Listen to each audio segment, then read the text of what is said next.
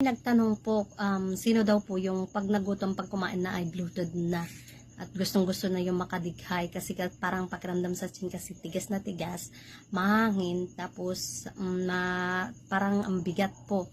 So gusto niya po makadighay siya or para mabawasan yung bloated sa tiyan. Kasi sa akin po yung ginagawa ko po is naghahaplos po ako ng Aceti di Manzanilla or Aceti di Alcamporado.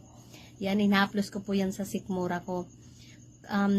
Nung panahon na laging ganyan po ako. Kasi minsan po kasi, pag ramdam ko na hindi ko nararamdaman na gutom ako.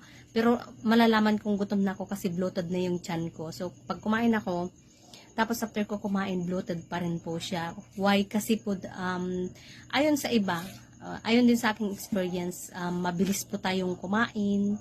Hindi po natin nangunguya ng maayos yung pagkain. Alam naman po natin na pag may GERD po tayo, mahina na po yung ating panunaw. Mahina po yan, gawa ng mga bacteria sa tiyan. So, ang nangyayari po, kaya po tayo na-bloated pagkatapos kumain. Kasi po, andun po yung hindi natin nangunguya ng maigi yung pagkain natin. Mabilis po tayong kumain. Marami po tayong nakain.